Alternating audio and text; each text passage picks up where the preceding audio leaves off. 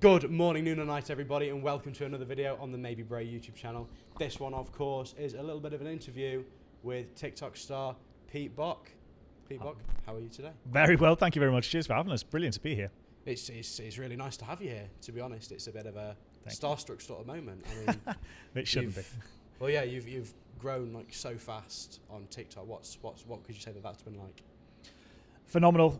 Just been able to change everything about how I make income, how I get to interact with so many new people. Like, for me, it's completely changed my world. I'm now invested in lots of different elements within social media, as well as all the charity football games, things like that I just really enjoy being part of. So, complete game changer for me. Totally changed my career. Amazing. Well, I think it's brilliant that you're getting involved with all of those like mental health charities and stuff. It's an absolutely fantastic cause. So, how come you support Liverpool? So, I'm from Wallasey, which is in the northeast area of Wirral, which means it's right on the border of Liverpool as a city. So it's about 15-minute drive from my house to where I grew up for the first 21 years of my life, to Anfield. Oh, so okay. It is my local team. Oh, well, that's fair enough. Do your family support Liverpool as well? Dad supports United, and my mum doesn't like football. My older sister doesn't really like football. My younger sister, I don't really remember. I think she supports Liverpool, but she doesn't really care. Well, I mean, speaking of Liverpool and United, what would you say that yours? What would you say that been your? Sort of ignore me. Oh no, cameraman's a United fan. Yeah, that's okay. Poor guy. What would you say has been your favourite game of football that you've ever watched? That I've attended, that I've been to, or just any? Actually, we'll do one for both. Okay. Just, yeah. Best game of football I've ever watched. There are only really two that come to mind for Liverpool. I think they'd probably be pretty obvious for anyone who likes Liverpool. The game against Barcelona, which is unbelievable to be 3-0 down and win it 4-3, and the 2005 Champions League final. So both games trailing ridiculously against a much better team, somehow fought back, won the game. Phenomenal. For the games that I've been to, I always go back to the very first game I ever went to, because it's a special moment to go to Anfield, and I was really lucky because the first game I ever went to was Steven Gerrard's first goal for Liverpool when I was a kid. Oh. So he scored, we beat Sheffield Wednesday 4-1, and obviously we didn't know Steven Gerrard at that time in terms of what he was going to become, but it's a nice thing to be able to say that I was there. Yeah, that's brilliant. It's always nice to see sort of a youth player coming through, getting their first goal. It was a good goal. Yeah, it was a good goal. What was it like? You sort of so he took it from just outside the box and kind of weaved between two players and slotted it into the bottom corner. I was like, it was a really nice finish. Actually, for an 18-year-old on his full debut, it was a really, really good goal. Right. So you mentioned going to Anfield there. What would you say is your favourite part of a match day at Anfield? Favourite part of the match day? That's a really interesting question, actually, because when it's a home game and you talk about going to Anfield, you have less of that sort of build up, because when you go to an away game, you've got the away day, the travel, the beers on the train, and there's more elements to it. When it comes to the match day at Anfield, I suppose it's just sort of arriving, seeing how full the crowd's going to be, the atmosphere. The best part of the game for me is just once the actual game starts and everyone's just kind of excited to see what's going to happen. So I always love that. Would you say that You'll Never Walk Alone is the best anthem, like, going? I think, without doubt, it has to be. The fact that it's obviously poignant in the message of, you will stand by each other, and obviously think about the Luis Diaz situation right now. It's very, very specific for situations like that help people in their own lives rather than just being about football. It's obviously been taken on by Celtic, it's been taken on by Borussia Dortmund. There might even be other clubs as well that use You'll Never Walk Alone.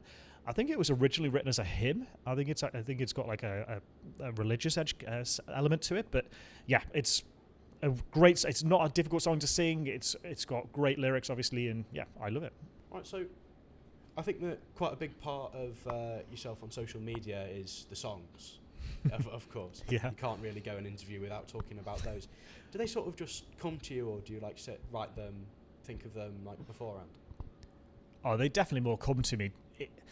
It's a bit of a strange one because some of the ones that have been most successful, I've made it and filmed it and edited it and everything in about 4 minutes.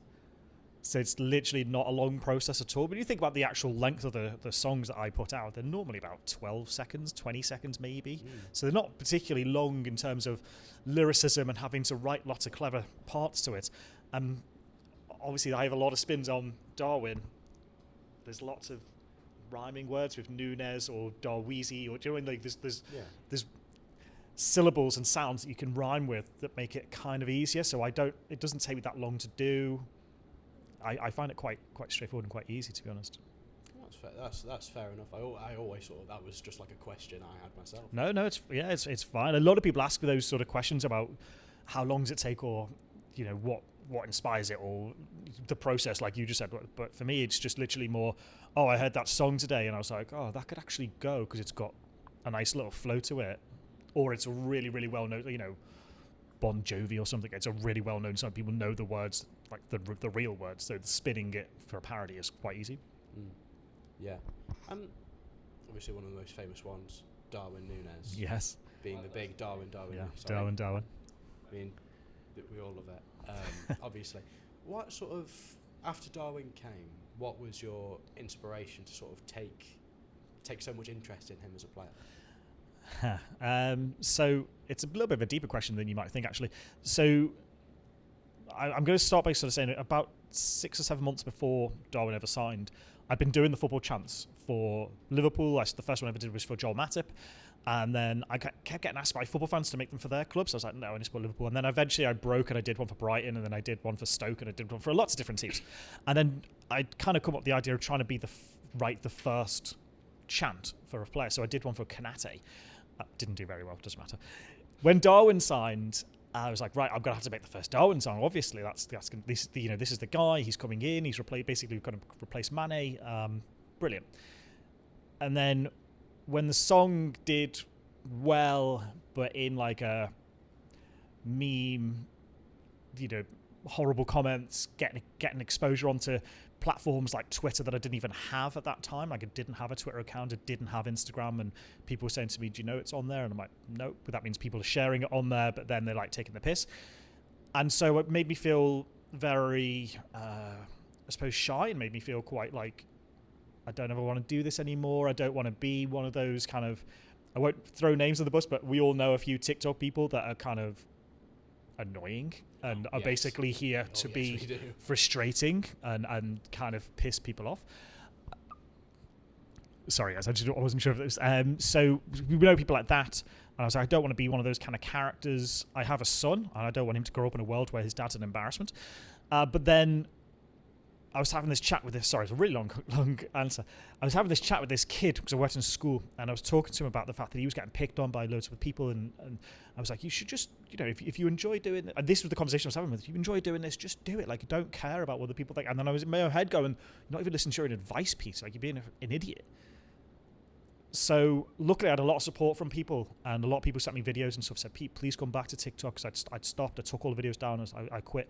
And I came back and I went, do you know what? I'm just going to do it my way, and this is the way it's going to be, and I'm going to try and make it so silly that people realise it's not serious. So I made a lot of rap songs into Darwin songs and just things like that, so that people could see I wasn't really trying to make real music. And then I was just like, right, I'm going to do 27, and I think I made at least 60 or something now, probably. I don't really know. I've never counted. Well, I think it's amazing how many there are. So I remember I was on your TikTok the other day, and I just started scrolling down to try and see like some of the older ones. And I was scrolling, and I just kept on scrolling. And I thought it's amazing that even though you were sort of on the brink of quitting, that you've still sort of made all of these new songs and kept on going with it. I mean, we're talking summer last year, so it's been over a year since that time, anyway, so there's been quite a bit of time for me to do that, and I just got more and more notoriety for making Darwin content, and I was like, I might as well just keep riding with it, because when you're a content creator and you want to be successful, it'd be wrong not to kind of give the audience what they want to hear. So it's kind of like you do sort of have to play on that a little bit, and I know fully that I've made too many songs, but I kind of had to do that to get to where I am now. Yeah, I know what you mean. So, all right, okay. So, you said that you made a few songs for like other clubs. Mm-hmm. What would you say are your top 5 favourite clubs outside of Liverpool? Top 5 favourite clubs outside Liverpool? Gosh, that's a hard question to answer. So, are people aware that we're at Ashton Gate? Is this going to be knowledge? I don't actually know if you can. I don't know if you can see, but like the camera knows, we are at Ashton Gate right now. So, I used to work here. I used to teach in the classroom. It's right next door to the room that we're in, and so I would say that I sort of support Bristol City. Having moved to Bristol, he's not going to like it.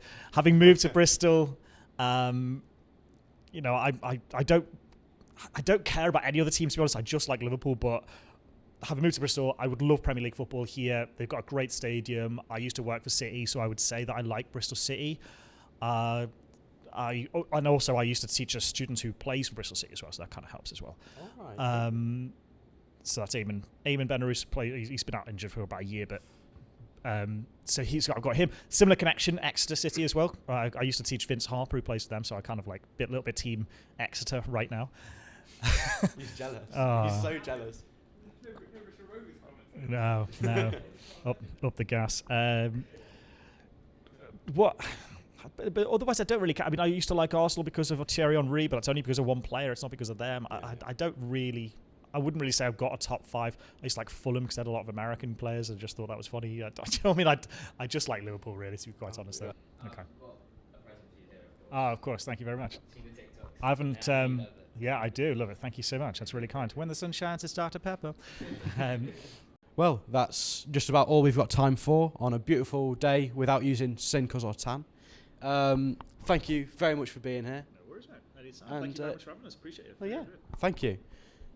Remember to like and subscribe. Thank you all so much for watching. Remember to ingest cheese, and good night.